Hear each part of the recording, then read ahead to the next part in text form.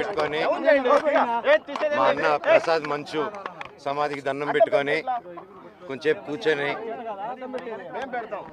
మనసులో ఉండేది మనసులో వాళ్ళని ప్రార్థించుకొని ఇవన్నీ ఎందుకు జరుగుతున్నాయో తెలియట్లేదు. ఆ సాయిబాబా మీద ఒట్టుగా జరగకూడదు.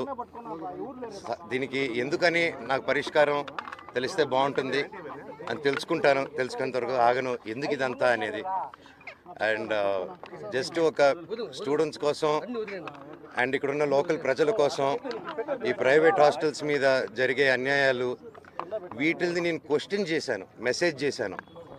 దానికి ఈరోజు నన్ను హైదరాబాద్ ఇంట్లో రానియకుండా ప్రయత్నించడం నా పిల్లలు ఉండగా, అలాగే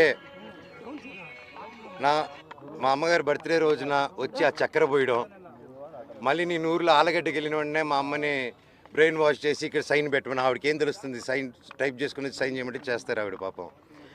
అలా చేయడం ఇలాగ వరుసగా చేసుకుంటూ వచ్చి ఇది ఎంతవరకు దిగజారిందంటే 2 రోజుల నుంచి ఫ్యాన్స్ ఫాలోవర్స్ ఎంతో కష్టపడి ఎంతో ఖర్చు పెట్టుకొని, ఎందుకంటే వాళ్ళు కష్టపడితేనే డబ్బు వస్తుంది ఎవరికైనా, వాళ్ళందరూ అభిమానంతో అంత ఖర్చు పెట్టుకొని ఇక్కడ మా ఫొటోసు మా లోకల్ లీడర్స్ ఫొటోసు అందరిది పెట్టుకొని వెల్కమ్ స్వాగతం చెప్తూ విషెస్ చెప్తుంటే వాళ్ళందరిది ఫస్ట్ రోజు రాత్రి 12వ తారీఖు 13వ రాత్రి పొద్దున చెప్పారు, అన్న ఇలా జరుగుతున్నానంటే సరేరా గొడవ పెట్టుకోకండి మన ఊరే కదా పండగ పూటరా అందరూ సంతోషంగా ఉండను.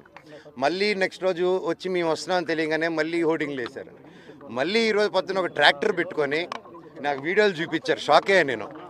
ఒక ట్రస్ట్ ట్రాక్టర్ వెళ్తుంది, దాంట్లో 40 మంది వాళ్ళు ఏడాది ఢిల్లీ నుంచో ఏడాది నుంచో తీసుకొచ్చినారు. ఒక్కొక్కడు ఉన్నాడు అలాగా, కాకపోతే చూడంగానే భలే పెరుగుతున్నారు. ఎందుకు ఢిల్లీ నుంచి అంత బాడీలు వేసుకొచ్చారో నన్ను చూడంగానే ఎందుకు అలా పారిపోయారో అర్థం కాలేదు. కాకపోతే నేను ఏ గొడవకు రాలేదు.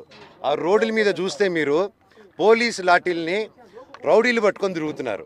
కోర్టు ఆర్డర్ వచ్చింది బౌన్సర్స్ ఉండకూడదని చెప్పి. క్యాంపస్ సెక్యూరిటీ ఉంటే ఓకే, క్యాంపస్లో ఆర్మీ ఆఫీసర్స్ ఉన్నారు, గొప్ప గొప్ప సెక్యూరిటీ సిబ్బంది ఉంది, వాళ్ళందరికీ రెస్పెక్ట్ నాది. కాకపోతే వీళ్ళెవరో బయట నుంచి రౌడీలు తీసుకొచ్చేసి కేవలం నేను సిఐ గారి మాట, ఎస్ఐ గారి మాట, డిఎస్పీ గారి మాట, పోలీస్ సిబ్బంది మాట వినే నేను ఈరోజు వెనక తిరిగి వెళ్తున్నాను మర్యాదతో.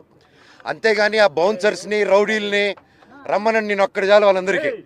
అర్థమైందా అండి? సో నాకు ఏ గొడవకు రావట్లేదు, ఏ దీనికి రావట్లేదు. నేను నెక్స్ట్ స్టెప్ కారు ఎక్కి పోలీస్ స్టేషన్కి వెళ్తున్నానండి. నాకు రాలేదండి, నాకు I didn't receive it yet. నేను ఈరోజు వస్తే నాకు జిరాక్స్ కాపీ ఇచ్చారు ఎస్ఐ గారు, ఆయన చూపిస్తున్నారా అది నాకు ఇవ్వండి సార్ అంటే తీసుకొని బయలుదేరాను నేను. అది నేను చెప్తానండి, స్టేషన్లో చేసిన తర్వాత మీకు కాపీ ఇస్తాను.